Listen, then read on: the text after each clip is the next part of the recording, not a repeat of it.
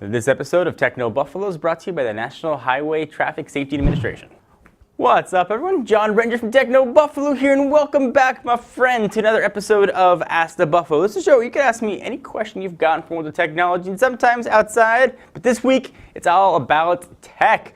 We're going to talk about the upcoming HTC One M9, what I want to see from CES and what could be coming very soon, and a lot of other tech questions in between. This is Ask the Buffalo. Let's go ahead and get started.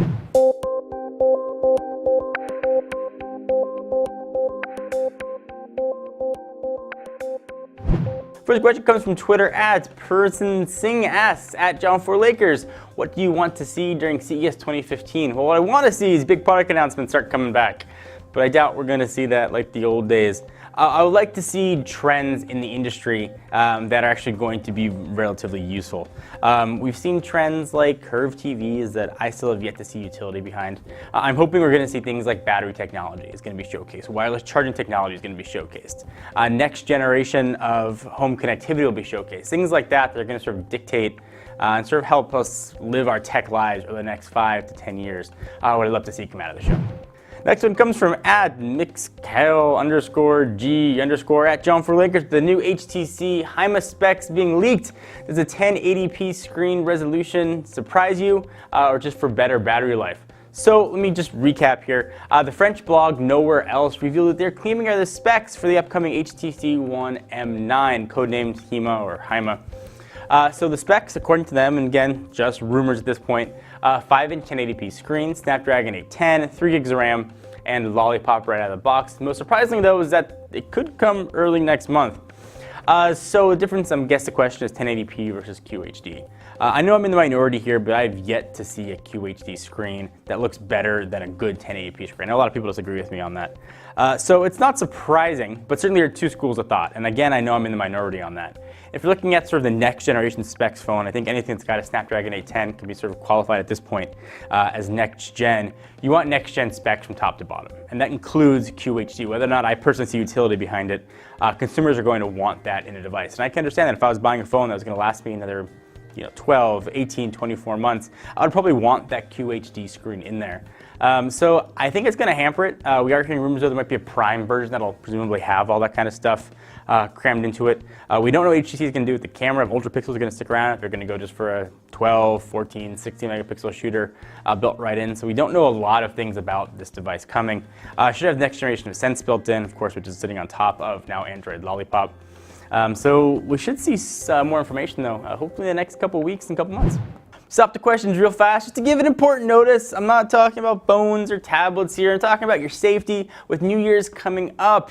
Do not drink and drive. That doesn't sound like something that you should even need to say. It should be just as innate in you like breathing and going to the bathroom, because I know you do. But if you've had anything to drink, do not go in a car. And also, if friends had something to drink, don't go in a car with him or her. It is not worth it. Call a cab, call an Uber, call a Lyft, call your parents, call your friends, call your grandma. Somebody will come pick you up that has not been drinking. It is just a stupid thing to do. You see thousands and thousands of lives every year just foolishly lost from that. Especially again with New Year's coming up. Just be safe. Next question comes from my friend David DeFranco, who asks at John4Lakers, what are your top 3 goals for Techno Buffalo in 2015? David, first, thank you for asking. Happy New Year to you. Hope you and your family had a nice holiday.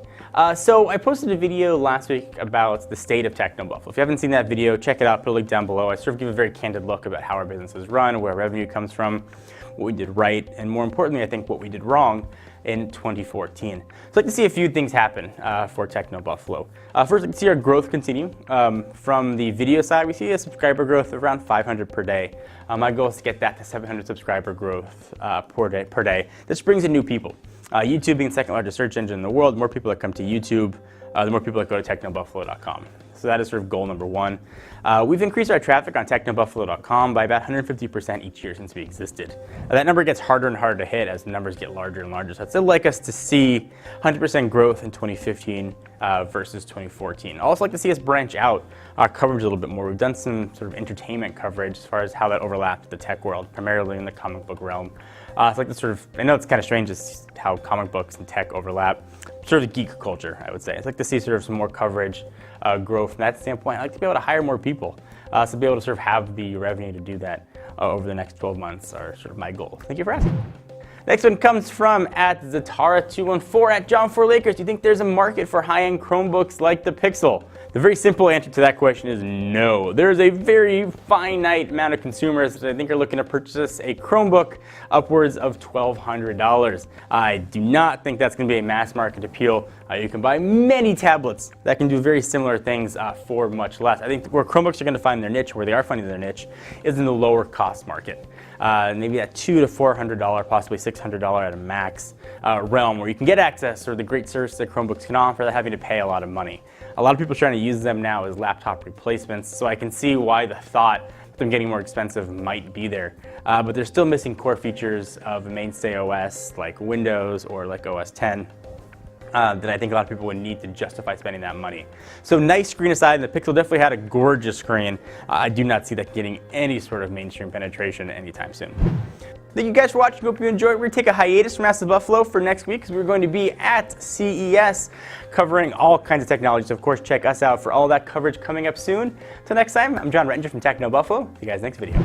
Thank you guys for watching. Hope you enjoyed. We love making tech videos here. If you like watching them as much as we love making them and just enjoy playing with the latest consumer electronics gear, check us out. Hit the big subscribe button. We got new videos coming out almost every single day. We also have a channel on Twitch where we play games, sometimes not so well, at twitch.tv/technobuffalo.